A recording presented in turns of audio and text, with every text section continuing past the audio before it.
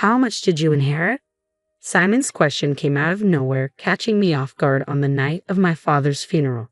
I was still reeling from my grief when he asked, I heard your father had an inheritance of $3 million. So once again, how much did you get? The inquiry gave me an unsettling feeling. Distraught and desperate to avoid further tension, I lied. Nothing. I didn't inherit anything. It seems my sister and mother are the ones who received it. Simon's face lit up with a triumphant grin. I knew it. Your parents always said you were incompetent and that they didn't care about you. I'm glad my instincts were right. What? I could barely process his words. I want a divorce, he declared coldly. I can't be with someone who's poor now. I've already found someone else. I need you out of my life. With that, Simon had me sign the divorce papers. His family mocked me for my misery, but they were mistaken. They could never understand how relieved I felt to be rid of Simon's betrayal. My name is Jane. I come from a family of 4 with a younger sister named Kim. From a young age, Kim and I never got along.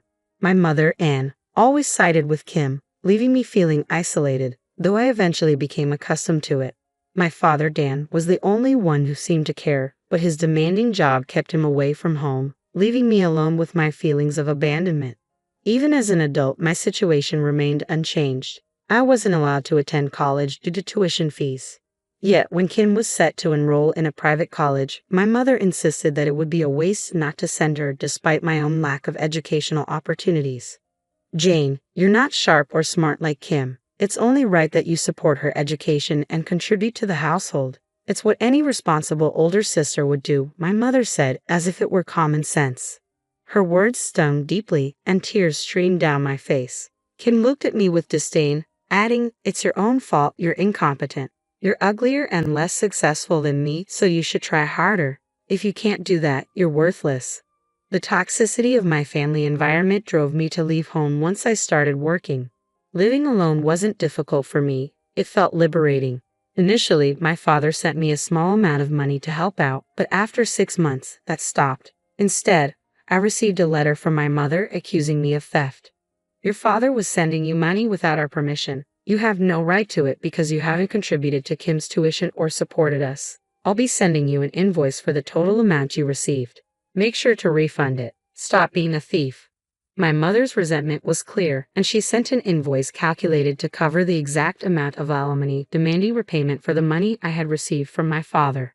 I was deeply uncomfortable discussing or debating the matter any further, so I complied with my mother's demands, sent the money, and quietly moved to a new apartment. A few years later, I married Simon, whom I met at work.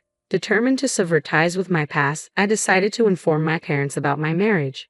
When I returned to their house, I was struck by how much my father had aged. The once industrious man now looked frail and bent, struggling even to stand.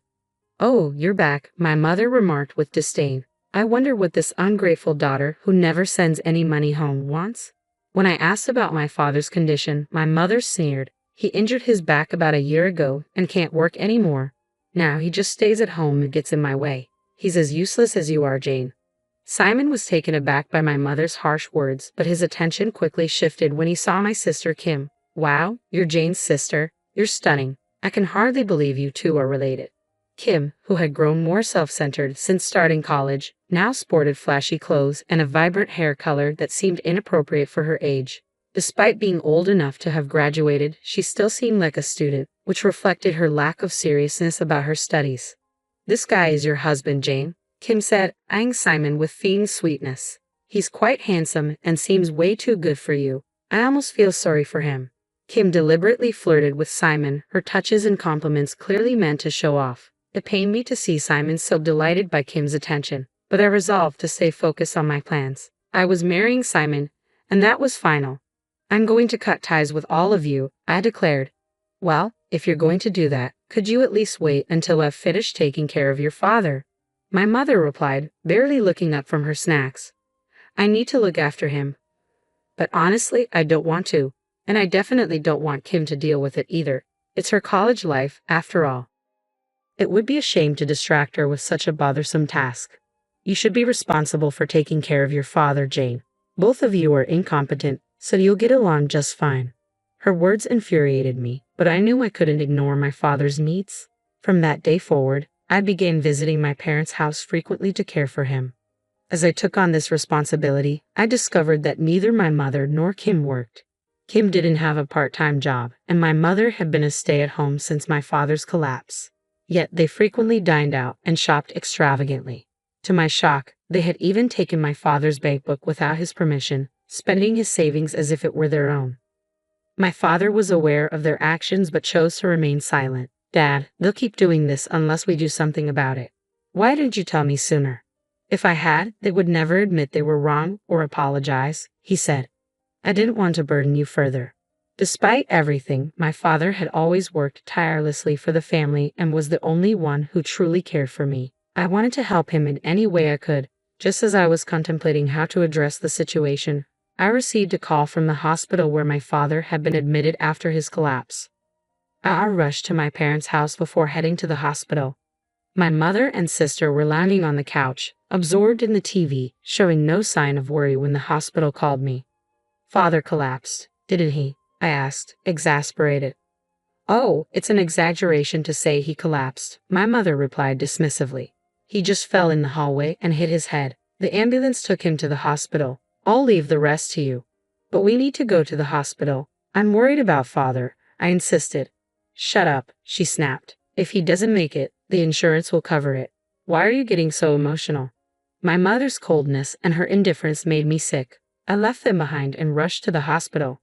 At the hospital, I found my father lying in bed, hooked up to various tubes and barely conscious.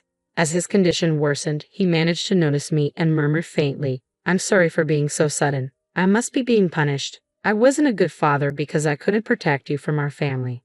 With those final words, my father closed his eyes. "I don't care about that, Dad. I love you. Please get well soon," I pleaded, holding his hand tightly, but he never responded. A week later, a lawyer contacted me regarding my father's will. He informed me that I was named as the beneficiary of an inheritance. According to the will, I was to inherit $3 million. I was stunned. It turned out that my father had hidden another bank book separate from the one my mother had taken, which held the $3 million. He had also left a note specifying that this information should not be shared with any other family members. It seemed that this was his way of ensuring my future even after he was gone. Overwhelmed by my father's unexpected kindness, I made my way back to my parents' house to retrieve the hidden bank book. As I arrived, my mother and sister were waiting at the front door, their stances commanding and imperious. "What are you doing here now?" my mother demanded. "Came to scavenge things now that Dan's dead? How despicable. Everything here, the house, the car, belongs to me and Kim. Don't act like a thief." I knew better than to discuss my inheritance with them, especially given their unwillingness to listen. "I'm here to collect Father's memorabilia, and shouldn't I be entitled to at least a small share of the inheritance?"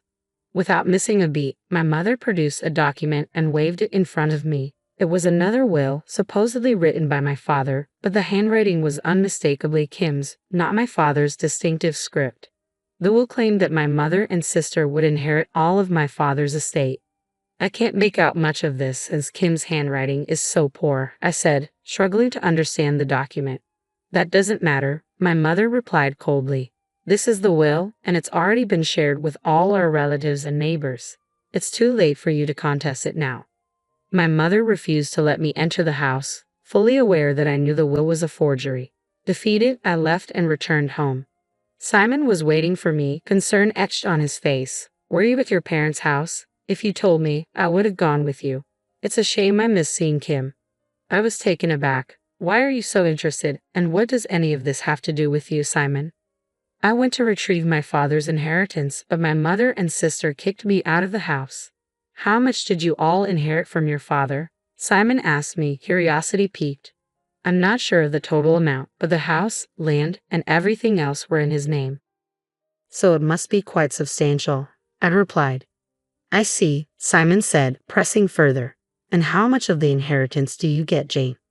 I hesitated, knowing I shouldn't reveal the truth. My instincts told me there was no inheritance for me. Everything was going to be divided between my mother and sister. Simon's face darkened as he suddenly retrieved the divorce papers from his room and thrust them in front of me. "I knew it. I knew you wouldn't inherit anything. You're just a burden. And I've been talking to Kim a lot lately. Honestly, you're just in my way. I want a divorce now, since there's nothing in it for me if we stay together.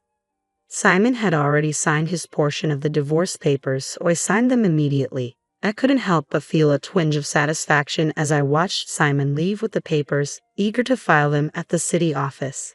This was likely the last time I'd see him smile so broadly, and the same went for my mother and sister.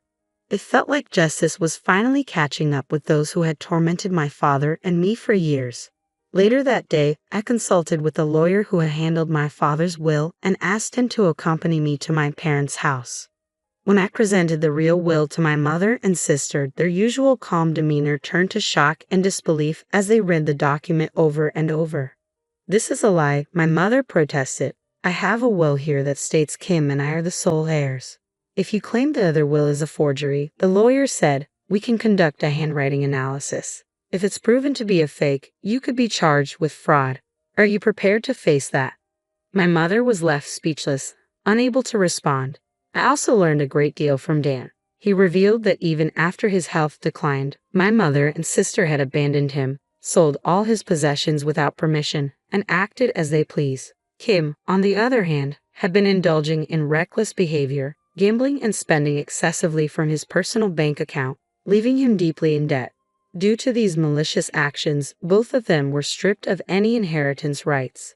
The lawyer made it clear that if my mother and sister continued to unjustly interfere with my inheritance, we would file a lawsuit against them. As the lawyer finished speaking, my mother and sister were left in a state of utter despair. I decided it was time to collect my father's hidden bank book and leave my parents' house for good. With that, I finally felt completely free from the burdens of my family.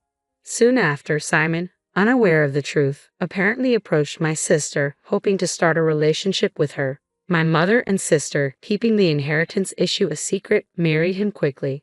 Their aim was to secure a steady source of income and make him their personal ATM. Simon, deceived and eager to enjoy his newfound wealth, bought several luxury cars and quit his job, relying on what he thought was their inheritance. Eventually, Simon noticed something was off and reached out to me in a panic. "Jane, I was wrong. You're all I have. I want to start over." I replied simply, "I don't need you anymore. Besides, you have Kim now. You should take care of your wife properly," and gently ended the call. Moments before Simon called, I had received a call from Kim. "You've ruined my life." Simon quit his job and splurged like a fool as soon as we got married. "I can't believe a man who only cares about money is now my husband. My family name is tarnished because of him. What are you going to do about it?"